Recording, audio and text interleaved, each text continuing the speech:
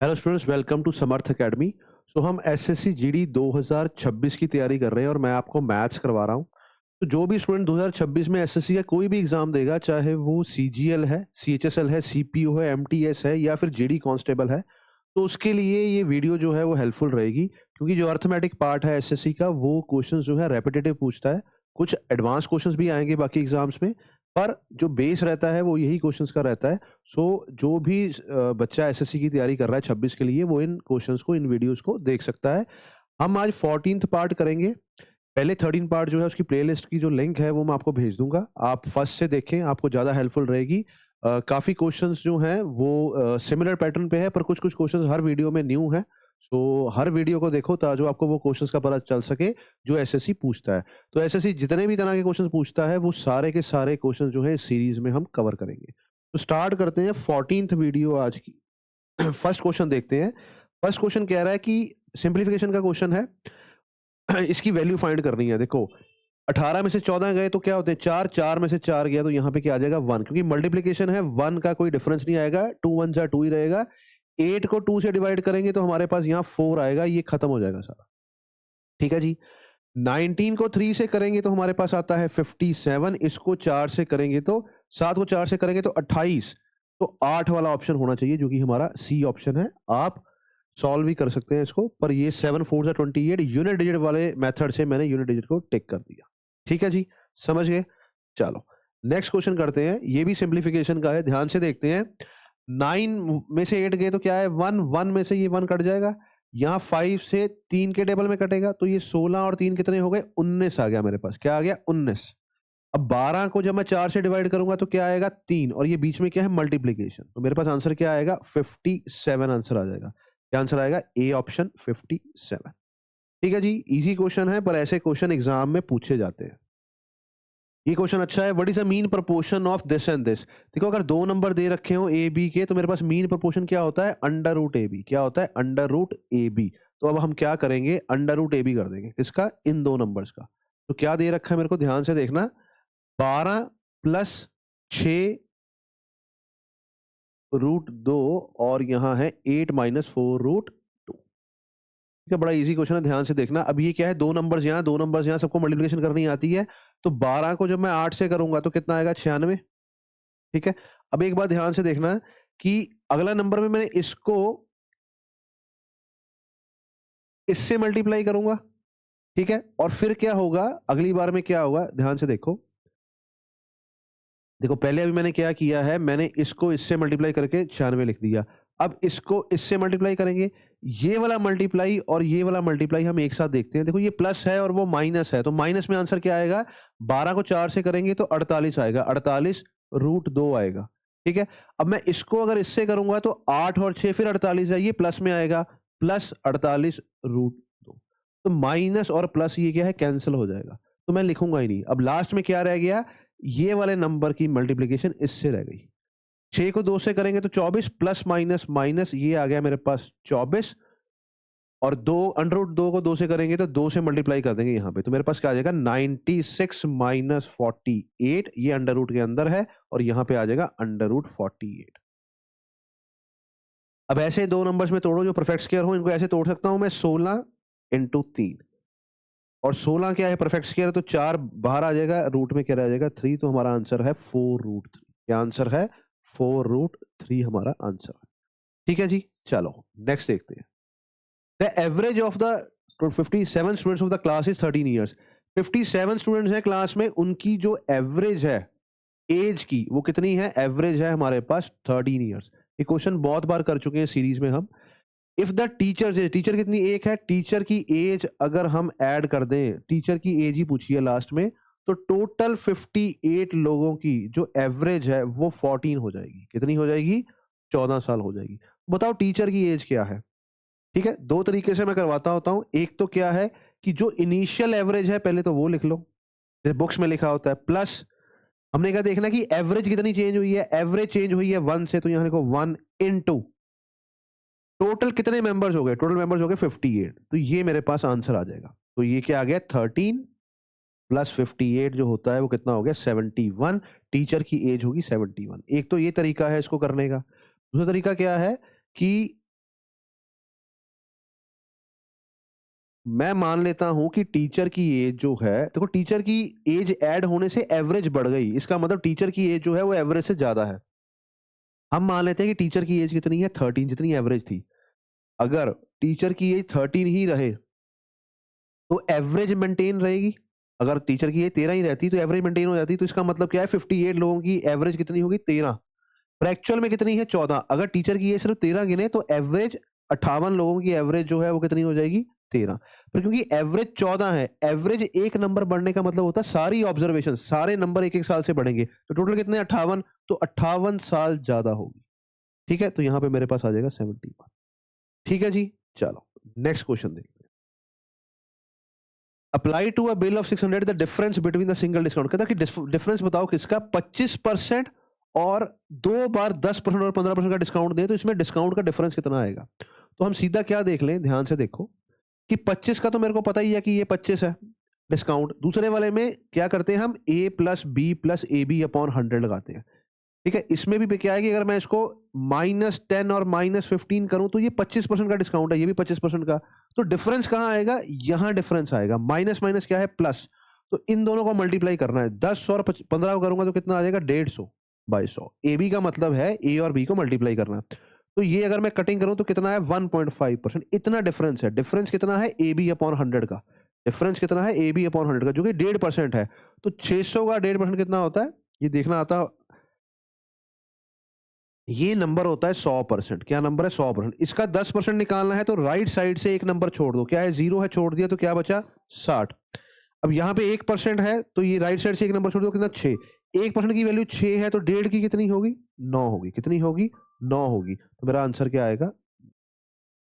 ठीक है जी, ठीक है, तो इसकी वैल्यू क्या होगी हमारे पास, 1.5%, और 1.5% 600 का निकालेंगे तो कितना आएगा, 9 रुपए आएगा। देख के ही निकालना है आपको। ठीक है जी, चलो नेक्स्ट देखते हैं। And the car covers a distance of 30 kilometer and 250 meters in 25 minutes. The speed of the car in kilometer per hour. तो ये किलोमीटर में है, इसको किलोमीटर में कवर करना है। तो देखा जाए तो speed is equal to distance upon time. Distance कितना है, 30.250। ठीक है, 250 मीटर को जब मैं किलोमीटर में करूंगा तो 1000 से डिवाइड करूंगा तो 3 जीरो यहाँ आ जाएगा। ठीक है, तो यही मैंने यहाँ ऐड कर दिया, तो किलोमीटर में आ गया। और यहाँ 25 मिनट में है, इसको आर में कन्वर्ट करना है तो 60 से डिवाइड करना है। तो मैं क्या करूंगा, जो 60 से डिवाइड किया है हम यहाँ पे इसको मल्टीप्लाई कर देंगे। अब 5 के टेबल में यहाँ आएगा 12, यहाँ कितना आ जाएगा 5, और 5 के टेबल में यहाँ कट करेंगे तो 5 6 30, फिर आएगा 0, फिर यहाँ पे कितना आ जाएगा 5, 6.05।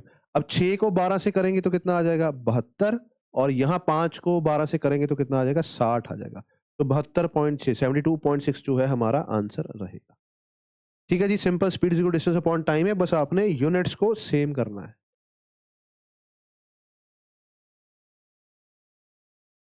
33 गुआवा ट्रीज हैं, अमरूद के ट्रीज हैं, और 55 जो है बनाना के ट्रीज हैं, 18 जो है माल्टा के ट्रीज हैं। उनको रोज में प्लांट करना है such that each row contains the same number of trees of one type only. क्या मतलब है इसका, कि जैसे गुआवा है, बनाना है और माल्टा के ट्रीज हैं, तो हमने रोज बनानी है, हर रो में सेम ही तरह का फ्रूट होना चाहिए। जैसे कि मान लो अगर मैं कह रहा हूँ 3-3 का अगर मैं बनाऊंगा, तो रो में 3 मान लो फ्रूट लगा रहा हूँ ट्रीज, तो तीनों गुआवा के होने चाहिए, दूसरे में तीनों जो है वो बनाना के होने चाहिए, फिर तीनों माल्टा के होना चाहिए। और ऐसे हमने रोज बनानी है कि सब में एक तो ट्री सेम होना चाहिए और सेम नंबर होना चाहिए, हर रो में उतने ही ट्रीज होने चाहिए जितने टोटल होते हैं। ठीक है जी, तो इस ऐसे क्वेश्चंस में हम क्या निकालते हैं, इन तीनों नंबर का एचसीएफ निकालते हैं। क्या निकालते हैं, एचसीएफ। अब एचसीएफ निकालते टाइम दो चीजों का पता चलता है। ऐसे क्वेश्चंस में दो चीजें पूछी होती हैं, एक तो ऐसी कितनी रोज बनेंगी, जो कि इसने पूछा हुआ है कि द मिनिमम नंबर ऑफ रोज कितनी होगी, कम से कम रोज कितनी होगी। ज्यादा से ज्यादा रोज कितनी होती है, ज्यादा से ज्यादा तो क्या है कि मैं एक रो में एक ही ट्री अगर मैं उगाऊंगा या प्लांट करूंगा तो वो ज्यादा से ज्यादा है। कम से कम पूछा है तो हम कम से कम बताएंगे। एक तो होता है कि नंबर ऑफ रोज कितनी है, एक में से वो ये भी पूछ सकता है कि एक रो में कितने ट्रीज प्लांट करेंगे। दोनों चीजें जो है यहीं से दिख जाएंगी। एचसीएफ निकालते टाइम जब मैं लॉन्ग डिवीजन मेथड करता हूं तो तीनों नंबर कट होने चाहिए। एलसीएम में कई बार 2 हो रहे होते तब भी हम कर देते हैं, पर इसमें तीनों नंबर कट होने चाहिए। अब तीनों नंबर अगर ध्यान से देखो तो 11 के टेबल में कट रहे हैं, यहां आ जाएगा 3, यहां आ जाएगा 5, यहां आ जाएगा 8। अब जब मैंने 11 से कट किया तो ये ट्रीज के नंबर लिखे हैं तो ये भी ट्रीज हैं। इसका मतलब है कि एक रो में कितने ट्रीज होंगे? 11 ट्रीज होंगे। कितने होंगे? 11 ट्रीज होंगे। अगर एक रो में 11 ट्रीज हैं तो 33, जो ये 33 है, ये मेरे पास कितने गुआवा के ट्रीज हैं, और हर रो में अगर 11 है तो ये गुआवा की कितनी रोज बनेंगी? 3 रोज बनेंगी। ऐसे ही 55 है तो हर रो में 11 है तो कितनी रोज बनेगी? 5। यहाँ कितनी बनेगी? 8। तो 3 + 5 + 8 जो है इनका सम आएगा, इतनी रोज होंगी, और हर रो में 11-11 ट्रीज होंगे। तो 16 जो है वो मेरा आंसर है। क्या आंसर है? 16 जो है वो हमारा आंसर है। बड़ा इंपॉर्टेंट क्वेश्चन है, पर अगर आपको कॉन्सेप्ट आता है तो बहुत ईजी है। ठीक है जी। अगेन ये क्वेश्चन भी बहुत बार आ चुका है कि सचिन के 2 ग्रैंडसन हैं। कौन-कौन है? चेतन एंड विपुल। ठीक है। अब इसकी एज है 13 साल और जो विपुल की एज है वो 14 साल है। इनको उसने कुछ पैसे दिए। सचिन के पास एक्चुअल में इतना पैसा था 23,400। इन्होंने इन दोनों को ऐसे-ऐसे पैसे डिवाइड करे कि जब ये 23 साल का हो गया और जब ये 23 साल का हो गया तो इनको जो पैसे जमा करवाने के बाद, इन्वेस्ट करने के बाद जो पैसा आएगा कंपाउंड इंटरेस्ट के बाद, वो बराबर आएगा पैसा। तो मेरे को ये बताना है कि ये 23,400 में से कितने-कितने पैसे दिए। इसने पूछा है कि विपुल को कितने दिए। अब एक बात याद रखनी है कि 13 में से 23 में 10 साल पैसा रहेगा बैंक में, यहाँ 9 साल रहेगा। जो पर्सन कम समय के लिए पैसा जमा करवाता है उसके पास पैसा ज्यादा होता है। ठीक है। और क्योंकि यहाँ पे 8% की कंपाउंडिंग है और एक ही साल का फर्क है, तो इसका शॉर्ट ट्रिक क्या होता है? विपुल बाय चेतन में लिख लूंगा ऐसे। और क्योंकि 8% का फर्क है, इसका मतलब कि अगर चेतन को 100 रुपया मिला तो विपुल को 108 रुपए मिलेंगे। इसकी कटिंग में इसका आएगा 27/25। तो मेरे से पूछा है उसने कि विपुल को कितने पैसे मिले? विपुल को पैसे मिले 27, टोटल कितने में से? 52 में से। और ये उसके पास कितने पैसे थे? 23,400 थे। इसकी कटिंग करूंगा तो 4 से आ जाएगा 208, और उसके बाद मेरे पास आ जाएगा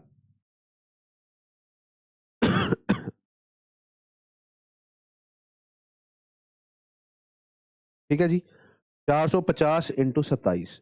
ठीक है जी। तो एक तो जीरो वाला ऑप्शन, सारे जीरो वाले ऑप्शन है, फिर 5 वाला ऑप्शन है, ये ऑप्शन नहीं होगा। ठीक है। तो इसको सॉल्व कर लेते हैं। 4500 को 10 से 450 को 10 से करेंगे तो 4500 एक बार आएगा, फिर 4500 एक बार और आएगा क्योंकि 20 से है। 5 से करेंगे तो कितना आएगा? इसका आधा 22,050, और 2 से करेंगे तो कितना आएगा? 900। बस ये इसको प्लस कर दो। यहाँ 50 आना चाहिए। क्या आना चाहिए? 50 आना चाहिए। ये भी नहीं है ऑप्शन। ठीक है। अब यहाँ पे है 11 और 10 21, ये आंसर है हमारा। ठीक है। सो 4 8 10 12, सो 12,150 जो है हमारा आंसर। ठीक है जी। चलो नेक्स्ट क्वेश्चन देखते हैं। The speed of the stream is upstream downstream वाला क्वेश्चन है। ये क्वेश्चन वो है जिसको हम ऑप्शन से हिट करते हैं। कहता है कि जो स्ट्रीम है, पानी का बहाव 4 किलोमीटर पर आवर के हिसाब से है। बोट जो है वो डाउनस्ट्रीम जा रही है 20 किलोमीटर, फिर अपस्ट्रीम 14 किलोमीटर आ रही है। टोटल 3 घंटे लग रहे हैं। तो टाइम को इक्वेट कर देंगे। टाइम लग रहा है 3 घंटे। टाइम का क्या फॉर्मूला होता है? टाइम का फॉर्मूला होता है डिस्टेंस अपॉन स्पीड। तो डिस्टेंस पहले कितना कवर किया? 20 किलोमीटर डाउनस्ट्रीम। स्पीड डाउनस्ट्रीम में दोनों स्पीड्स प्लस हो जाती है, बोट और स्ट्रीम की। सो बोट की स्ट्रीम लिख लो बी, यही पूछा हुआ है एंड में उसने, बोट। और जो स्ट्रीम की स्पीड है वो कितनी है? 4 किलोमीटर है। ठीक है। फिर प्लस, टाइम प्लस कर रहा है। अपस्ट्रीम कितने किलोमीटर गया? 14 किलोमीटर। और इसमें बोट के बहाव के अगेंस्ट स्ट्रीम जो है वो काम करती है। अब मेरे को क्या करना है? या तो मैं इसको सॉल्व करूं और क्वाड्रेटिक इक्वेशन बना लूं, या फिर मैं ऑप्शन से हिट कराऊंगा। जैसे पहला ऑप्शन है 12, अगर मैं बोर्ड की वैल्यू 12 हिट करूं तो ये 3 आना चाहिए। जैसे कि आ गया 20, 12 और 4 कितने हो गए? 16 प्लस 14, 12 में से 4 8 4 गए तो कितने आ गए? 8। तो अगर मैं एलसीएम लूं 16, तो यहाँ पे 20 का 20 रह जाएगा, और 8 को डबल करेंगे 16, 14 को डबल करेंगे तो 28। तो ये आ गया 48/16, जो कि 3 ही आ गया। पहले ऑप्शन से ही क्या है? मेरा आंसर आ गया, जो कि 12th है। ठीक है जी। ऐसे जो है मैं ऑप्शन जो है, जो गलत ऑप्शन होगा ना वो बड़े डिफरेंट तरह की फ्रैक्शंस देगा, जो कि आपको देख के पता चल जाएगा कि ये आंसर नहीं हो सकता। ठीक है जी। चलो, जैसे अब ये 9 ही है, 9 में मैं 4 ऐड कर दूंगा तो 13 आ जाएगा। 13 प्राइम नंबर है, 13 का मल्टीपल चाहिए जो कि नहीं है। ठीक है। ये 5 में भी अगर मैं मान लो 4 करूंगा तो 9 के टेबल में आ जाएगा। 9 के टेबल में ना 20 है ना 14 है, तो वो बात बनेगी नहीं। ठीक है जी। समझ गए। चलो नेक्स्ट देखते हैं। If at the same rate of interest in 2 years, simple interest, वो कहता है कि ब्याज पे पैसा रखा गया 2 साल, सिंपल इंटरेस्ट पे जब हमने रखा तो मिले 44 रुपए और कंपाउंड इंटरेस्ट पे लिखा तो लिखा 46। तो सिंपल इंटरेस्ट तो हर साल सेम मिलता है, इसका मतलब 22 रुपए यहाँ, 22 रुपए यहाँ, और कंपाउंड इंटरेस्ट में पहले साल का ब्याज सिंपल इंटरेस्ट के बराबर होता है, तो 22 यहाँ, तो 24 यहाँ। तो जो 22 रुपए ब्याज आ रहा है यहाँ, और यहाँ पे भी जो 22 रुपए ब्याज आ रहा है, वो कहाँ से आ रहा है? वो प्रिंसिपल से आ रहा है। क्या आ रहा है? प्रिंसिपल से। और जो यहाँ पे 2 रुपए एक्स्ट्रा मिले हैं, वो कहाँ से आए हैं? ये 2 रुपए ब्याज आया है पहले वाले ब्याज के ऊपर, इंटरेस्ट ऑन इंटरेस्ट। सो 2 रुपए ब्याज है मेरा 22 रुपए के ऊपर, ठीक है? अगर ये मैं इंटरेस्ट मानूं तो ये प्रिंसिपल है, तो मेरे को पहले साल कितना ब्याज आया? 22। तो 22 रुपए ब्याज, देखो इसमें मैंने इंटरेस्ट यहां लिख लिया, प्रिंसिपल यहां। 2 रुपए ब्याज आए 22 रुपए के ऊपर, ठीक है, पहले साल के ब्याज के ऊपर। तो इंटरेस्ट 2 रुपए है 22 के ऊपर, तो 22 रुपए जो ब्याज आया था पहले साल, वो कितने प्रिंसिपल पे आया था, ये बताना है मेरे को। ठीक है जी, तो ये क्या आएगा? Principal is equal to 22 into 22/2। 22 into 22/2, यहां से आ गया 11, मेरे पास आ जाएगा यहाँ पे 242। कितना आ जाएगा? 242, जो कि है ऑप्शन नंबर डी। ठीक है जी, चलो नेक्स्ट क्वेश्चन करते हैं। Prakhar goes from his home to school at the speed of, एक पर्सन है वो अपने घर से स्कूल गया 24 किलोमीटर पर आवर की स्पीड से, और वापस आया, रिटर्न्स वापस आया 36 किलोमीटर पर आवर की स्पीड से। एवरेज स्पीड बतानी है।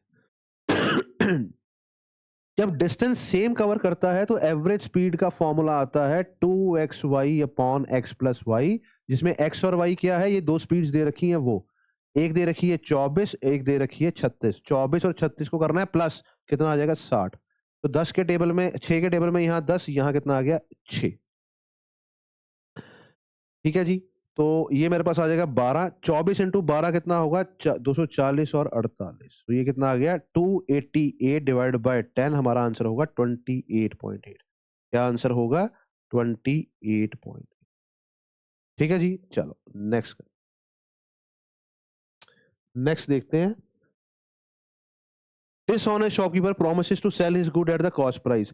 So जो बेईमान ये दुकानदार है, इसमें क्या होता है कि बड़े सारे तरह के क्वेश्चन है। इसमें ये क्वेश्चन है कि वो जितने का आया उतने का बेच रहा है, पर क्या कर रहा है वो 39% जो है वो कम तोल के दे रहा है। तो हम इसमें क्या करते हैं, सेलिंग प्राइस कॉस्ट प्राइस की जो है रेशो बनाएंगे। इसमें सेलिंग प्राइस हमेशा 100 मान लो, और जितना कम तोल के दिया है वो यहाँ लिख लो। 39 कम तोला है, तो बचा कितना? सॉरी 61 आएगा, 61। ठीक है, अब कितना? अब देखो 61 वाली चीज खरीद के 100 रुपए की बेची है, तो प्रॉफिट कितना है? 39 प्रॉफिट है। जितना कम तोल के देगा ना, उतना ही प्रॉफिट है। किसके ऊपर? जितना एक्चुअल में तोल के दिया है। तो 100 के पीछे कितना तोल के दिया है? 61 तोल के दिया है। तो ये जो है हमारा एलसीएम आएगा। ठीक है जी, ये हमारा जो है वैल्यू आ जाएगी। तो हमारा प्रॉफिट कितना होगा?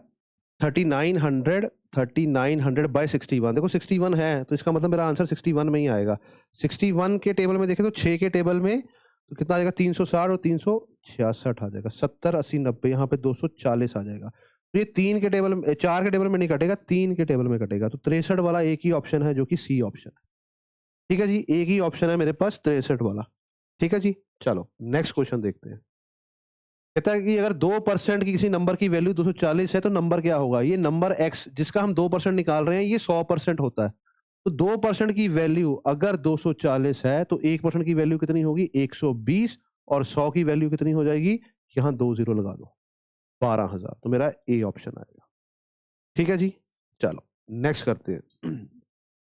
इन रेशियोज को कंपेयर करना है और बताना स्मॉलेस्ट कौन सी है। एक है मेरे पास 2/3, एक है मेरे पास 5/7, एक है मेरे पास 3/4, एक है मेरे पास 5/9। स्मॉलेस्ट बतानी है, ठीक है। हालांकि बहुत सारे तरीके हैं इसको करने के। ये सारी ऐसी फ्रैक्शंस हैं जो मेरे को वैसे ही पता होनी चाहिए कि इसकी परसेंटेजेस क्या आएगी। जैसे इसकी परसेंटेज आएगी, ये 0.66 है, ये 66.66%। 3/4 कितना होता है? 75%, तो ये इतना आएगा। 1/9 कितना होता है? 11, तो ये आएगा 55 यहाँ पे। 1/7 14 28, ये कितना आ जाएगा आपके पास? 70 71.42 ऐसे आएगा।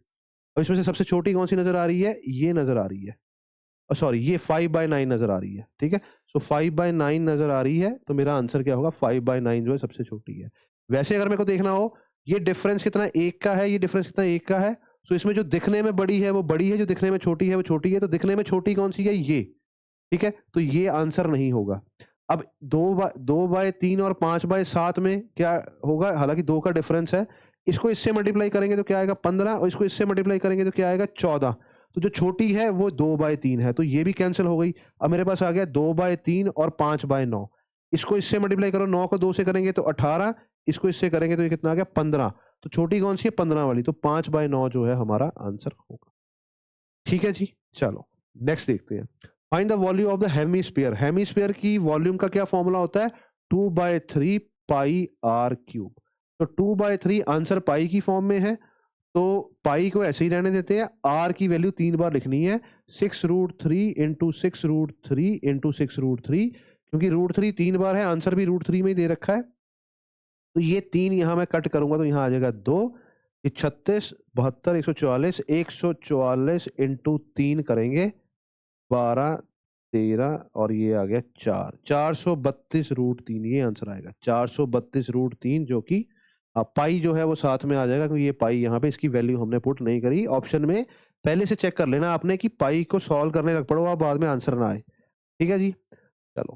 कहते हैं कॉस्ट प्राइस कैलकुलेटर का है 315 और प्रॉफिट 20% है, तो बताओ प्रॉफिट की वैल्यू क्या होगी। ध्यान से देखो, अगर कोई नंबर दे रखा है, इसका 20% निकालना है, वही प्रॉफिट है, तो 10% क्या होगा, राइट साइड से एक नंबर छोड़ के डॉट लगा दो, ये 10% है इसका, और 20% कितना होगा 10 और 10 20।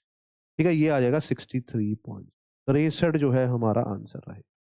ठीक है जी, परसेंटेज का बेसिक रूल है, स्क्रीन पे देख के क्वेश्चन सॉल्व करना है, ऐसा अगर आ जाता है तो। ये लास्ट ईयर ऐसे क्वेश्चन आए हैं। अगेन केशव ने 5400 इन्वेस्ट किया है और इसने किया 10,200 at the same rate of simple interest. Simple साधारण ब्याज पे पैसे रखे थे। 3 साल के बाद सेम ब्याज पे जिसने ऑब्वियसली जिसने ये तुषार ने 10,200 रखे, इसको 360 रुपए ज्यादा मिले। केशव तुषार, केशव ने कितने रखे 5400 और तुषार ने कितने रखे हैं 10,200, और इनका रेट ऑफ इंटरेस्ट R% है, R% है, टाइम जो है वो 3 साल है, 3 साल है। क्या डिफरेंस है, प्रिंसिपल में डिफरेंस है, तो इसको ब्याज ज्यादा आएगा, इसको ब्याज ज्यादा आएगा। कितना ब्याज ज्यादा आया है 360 रुपए ज्यादा आया। कितने प्रिंसिपल पे, जितना प्रिंसिपल ज्यादा था, कितना ज्यादा है इसका 4800 ज्यादा है। कितना प्रिंसिपल ज्यादा 4800, सो मैं यहाँ पे लगाऊंगा PRT/100 और प्रिंसिपल रखेंगे 4800। इस पे ब्याज आया है जो ज्यादा है। रेट मेरे को निकालना है, टाइम है 4 साल।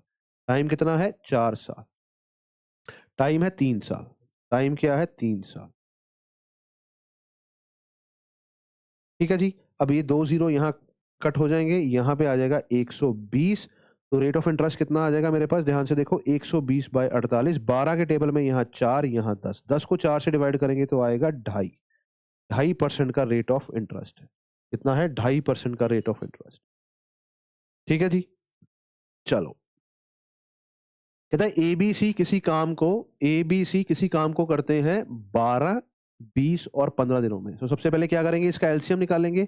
तो एलसीएम 20 का मल्टीपल होना चाहिए, 0 आना जरूरी है इसमें। ध्यान से देखो 20 का मल्टीपल है, तो इसमें 20 का मल्टीपल देखो, इसमें क्या है कि मैं 10 से मल्टीप्लाई करूंगा तो 150, ये 20 का मल्टीपल नहीं है, तो इसका अगला मल्टीपल क्या होगा 300। तो ये मिनिमम मल्टीपल चेक करने, या 150 या 300। तो 300 का मल्टीपल जो है 20 के टेबल पे आ रहा है, ये 12 के टेबल में भी आ रहा है, 15 के टेबल में तो आ ही रहा है, तो मेरा एलसीएम जो है वो 300 होगा। ठीक है जी, एलसीएम कितना होगा 300 होगा। कैसे आया, 20 का मल्टीपल होना जरूरी है, 0 आना जरूरी है, तो यहां पे भी 0 आना जरूरी है। तो इसका कौन सा मल्टीपल 0 लेके आएगा, 5, तो इसके पास ऑलरेडी है 2, इवन नंबर लेके आना पड़ेगा मेरे को। हालांकि हालांकि इसका देखो, इसका 30 का मल्टीपल, 60 का मल्टीपल, 90 का, 120 का, ये सारे मल्टीपल ऐसे हैं जो 20 के मल्टीपल, ये 20 का मल्टीपल है, ये 20 का मल्टीपल है। पर इसमें अगर मैं ध्यान से देखूं तो पहला 0 वाला मल्टीपल कौन सा आएगा 60, फिर कौन सा आएगा 120, ऐसे करके। ठीक है जी, प्राइम फैक्टराइजेशन मेथड से भी कर सकते हो, पर देख के करोगे तो ज्यादा इजी है। सो 15 के 2 के टेबल में 30, यहाँ 20 आ गया, यहाँ आ जाएगा 15,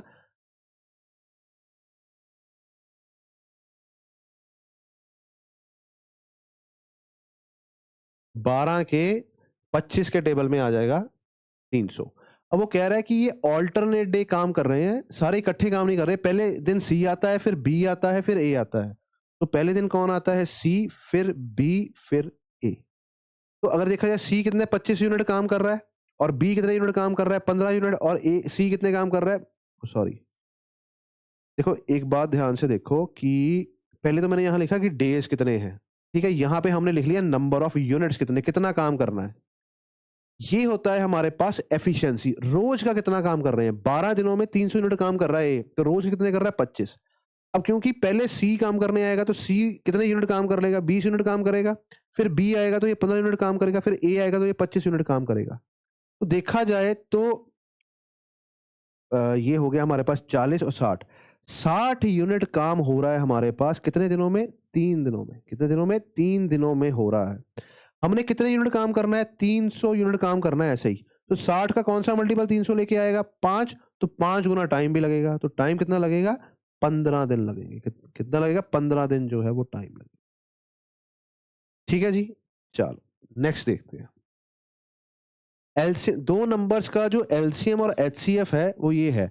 LCM into HCF of two number किसके बराबर होता है, प्रोडक्ट ऑफ टू नंबर। मान लो वो दो नंबर ए और बी हैं, इनके प्रोडक्ट के बराबर।